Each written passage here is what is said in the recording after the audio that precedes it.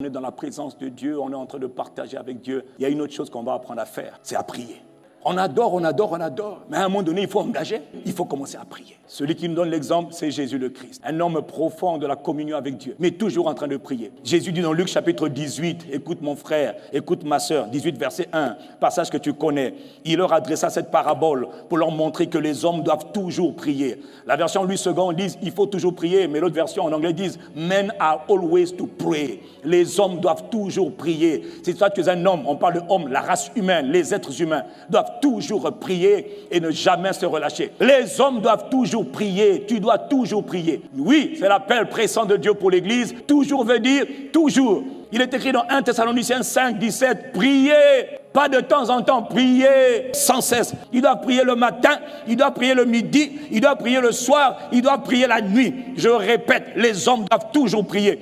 Pourquoi il faut toujours prier? Parce que le monde est un monde spirituel. Ce n'est pas ta chair qui prie, c'est ton esprit qui prie. Ton esprit a besoin de la prière. Ta chair n'aime pas prier. Voilà pourquoi beaucoup sont assoupis, beaucoup sont lourds. Mais Dieu veut ranimer le feu de la prière. Parce que dans la véritable amitié avec Dieu, il y a toujours la prière. On ne peut pas dire, je suis en train de cultiver la communion avec Dieu. Sans la prière, ça n'existe pas. La prière est un appel de Dieu pour tout croyant. Mon frère, ma soeur, avant d'aller chercher à voir le pasteur, avant de venir décharger tes problèmes sur moi, mon frère, ma soeur, Dieu dit que les hommes doivent toujours...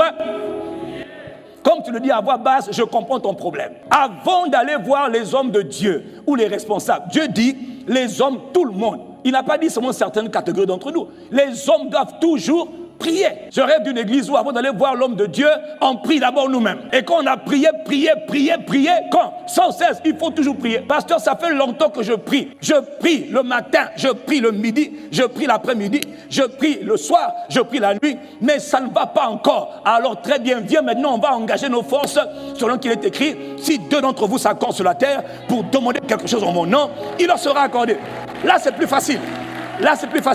Je suis en train de prier, mais il me faut une autre grâce. Donc, il ne faut pas toujours chercher la facilité. Il ne faut pas t'attendre, il ne faut pas compter sur ton prophète qui prend ton sac. Non, toi-même, tu dois prier. Ok, je sais que tu n'as pas envie d'entendre ce que je dis, ce n'est pas grave. Hein? Et la prière, c'est pour ton avantage. Donc, avant d'aller voir quelqu'un pour confier tes problèmes, assure-toi d'abord toi-même que tu pries. Voilà pourquoi les disciples, ils avaient été sages. Ils ont vu Jésus prier, ils ont dit à Jésus, enseigne-nous à prier. Donc, ce que tu peux faire avec moi, c'est de dire, pasteur, enseigne-moi à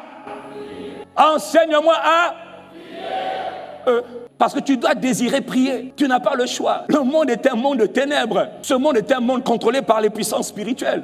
Le monde est spirituel. Mais les esprits contrôlent même les mouvements des hommes, les habillements des hommes, les paroles des hommes. Tu sais pas ça? Les gens parlent sous le contrôle de certains esprits. Ils agissent sous le contrôle de certains esprits. Soit l'esprit de Dieu, soit les autres esprits.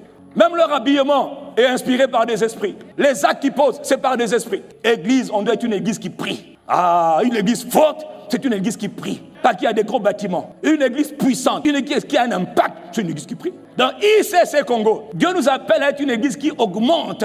La transformation de gloire en gloire ne peut pas se faire sans la prière. Il ne faut pas faire comme Marthe et Marie, elles ont blâmé Jésus parce qu'il n'était pas là quand Lazare est mort. Lazare est mort, tu étais où? Si tu étais là, il ne serait pas mort. Pourquoi tu blâmes les pasteurs pour ce qui t'arrive? Pourquoi tu blâmes les hommes de Dieu pour ce qui t'arrive? Là, il n'y a pas d'amour. Comment il n'y a pas d'amour?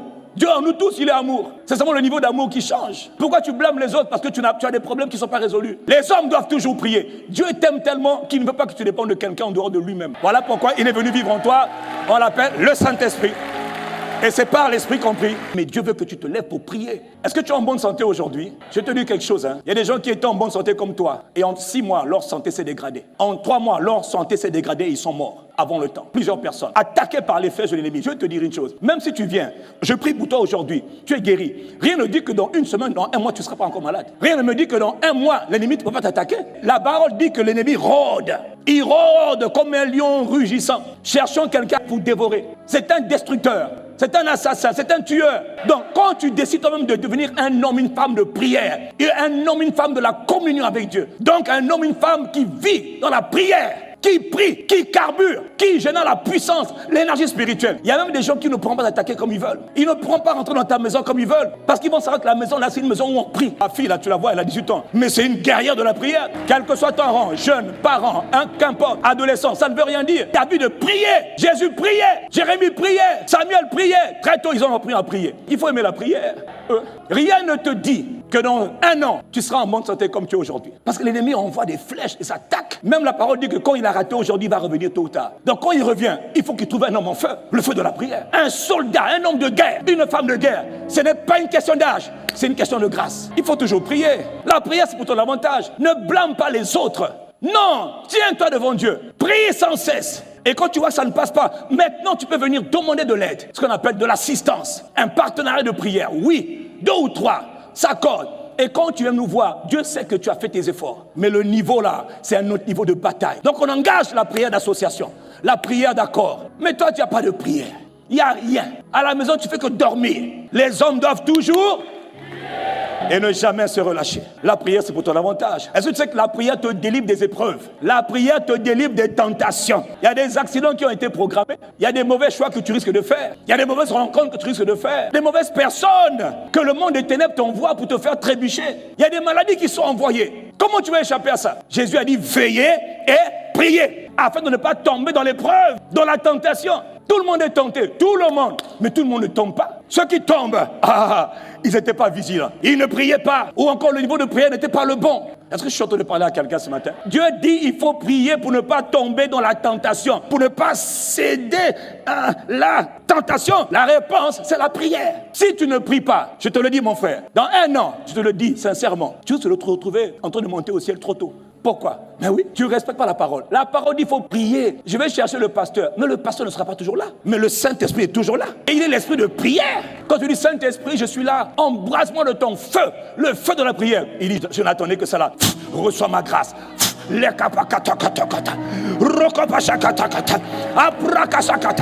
On t'entend prier là. Est-ce que tu es pasteur? Je n'ai pas besoin d'être pasteur. Mais j'ai besoin d'être un homme de prière. La prière, c'est pour moi-même. Pourquoi tu pries? Oh mon frère, il y a tellement de scuds, de missiles, d'attaques de tout genre. Il faut que les attaques qui viennent rencontrent un homme en feu, une femme en feu, le feu de la prière. Comme ça, quand la tentation vient, elle va te faire pencher vers la gauche, le découragement, la tristesse. Tu dis non, rakapa shakata, je refuse. La grâce que tu as eu de refuser, elle vient parce que tu as eu une force. Tu dis non. Cette force-là est venue dans la prière. Cette énergie-là, cette puissance, cette capacité à dire non, elle ne vient pas du fait que tu buvais le thé ou tu suivais la télévision, mais que tu priais. La prière délivre. La prière, c'est le seul moyen pour détruire les œuvres du diable. On ne détruit pas les œuvres du diable en lisant la Bible. Non. On ne détruit pas les œuvres du diable en méditant les Écritures. Non. On médite les Écritures. On se nourrit de la parole. Sur la base de la parole qui nous est révélée, on engage maintenant la prière. Donc, quel que soit le niveau de compréhension des Écritures, ne néglige pas d'engager la prière sur la base de la compréhension des Écritures que tu as eues. Satan a des plans contre toi, contre ta famille, contre la ville, contre notre pays, le Congo. Il y a des projets contre le Congo, mais nous aussi on a des projets contre le Congo. Donc Dieu a des projets, Satan a des projets. Donc Dieu attend que nous on se lève pour dire non, les projets de Satan pour notre pays ne doivent pas aboutir. Non, non, ça suffit. Il faut prier mon frère. Il dit la prière te fait sortir de la souffrance. Plusieurs frères, dans le monde entier. Tu passes par des temps de souffrance, ma vie n'est que souffrance, souffrance. Il est écrit, quelqu'un est-il parmi vous dans la souffrance? Oui. Qu'est-ce qu'il doit faire? Quelqu'un est-il dans la souffrance? Ça fait 18 ans, ça fait longtemps. Mais comment tu peux dormir comme tout le monde? Prie! C'est Dieu qui te dit, si tu passes par des temps de souffrance, ne t'amuse pas à dormir comme les autres. Ne t'amuse pas à sortir comme les autres. Ne t'amuse pas à te comporter comme les autres. Toi, tu veux sortir des souffrances. La seule manière d'en sortir, Dieu dit, médite ma parole et engage la prière. Est-ce que tu souffres dans un domaine ou dans un autre? Mais je suis victime de persécution dans mon travail. Prie. Mon boss ne m'aime pas. Prie. Mon mari ne m'aime plus. Mes enfants sont rebelles. Qu'est-ce qu'on fait? Qu'est-ce qu'on fait? Mon enfant est tombé malade, ça ne s'arrange pas. Alors, prie! Les hommes doivent toujours prier. Toujours prier. Il y a beaucoup de souffrances qui ne s'arrêtent pas parce que Dieu sait que le niveau de prière est trop bas ou que le nombre de prières qui est monté devant le trône à cause de la situation que tu vis est insuffisant. Dieu dit, ma fille, réveille-toi, prie. Je voulais aller étudier en France, on m'a refusé le visa, mais je sais que c'est la volonté de Dieu. Alors, prie. J'ai perdu mon travail de manière injuste. J'ai été victime d'injustice. Alors là, mon frère, lève-toi la nuit, minuit là. Engage la prière. Que l'injustice soit réparée et que Dieu fasse justice. Mais il faut prier. Que que de souffrance parce qu'il y a manque de prière. Et la solution, c'est pas toi, c'est pas moi, c'est Dieu qui la donne. Dieu dit, tu as des problèmes, cet échec qui te poursuit, ça fait longtemps que tu fais qu'échouer. Lève-toi ma fille, lève-toi mon fils et prie. Satan dit, mais tu es fatigué. Prie. La chair, laisse-la, prie. Quand tu te lèves le matin, tu vois que tu es fatigué, lève-toi, mets la lumière. Ou marche, il n'y a pas de lumière. Marche. Pourquoi? Pour empêcher ton corps de dormir. Parce que quand tu pries, c'est ton esprit qui prie. Mais ton âme aussi doit engager. Et ton corps doit dire oui. Or, le corps, des fois, quand il veut prier, il te dit, j'ai trop mangé. Hé, lève-toi et marche et prie. L'esprit est disposé. L'esprit veut prier. L'esprit doit prier. Si tu ne pries pas, tu vas rester dans la souffrance. Et même si je prie pour toi aujourd'hui, là, et que tu en es sorti, mais qui te dit que tu ne tomberas pas dans une autre souffrance? Voilà pourquoi le remède de Dieu pour toi, c'est Dieu. Tu dis, décharge-toi sur Dieu de tous tes soucis. Toi, tu dis, je dois avoir les pasteurs. Ok, mais ils pourront t'aider une fois, d'accord. Mais à la fin, la suite, c'est comment? Quand tu rentres chez toi, tu vas faire quoi? Prie. La prière augmente tes capacités spirituelles, on le sait. La prière te construit. La prière, quand tu pries en esprit, même quand tu pries en intelligence, qu'importe, tu pries, prie. En tout cas, mon but, c'est de te dire, mon frère, ma soeur, Dieu t'appelle à la prière.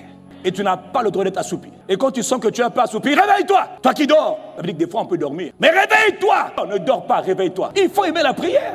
C'est pour notre avantage. Sans prière, le diable va nous manger, va nous massacrer, va nous détruire, va nous voler, va nous tuer. Il faut prier. La Bible dit dans Matthieu 13, pendant que les gens dormaient, l'ennemi vient et puis il se met quelque chose. Quand Satan opère des coups, là, c'est parce que quelque part, on a baissé la vigilance. À chaque fois que Satan fait un coup, c'est parce que quelque part, je vous le dis, nous avons baissé la vigilance. Tu es dans ta maison, un voleur vient. Et tu dormais tellement... Le voleur vient, il prend tes affaires. Tu sais pourquoi? Tu dormais tellement profondément que tu as perdu la vigilance. Or, lui te dit, veillez. Ça veut dire, soyez alerte. Donc, beaucoup de choses arrivent par le manque de vigilance. Veillez et priez.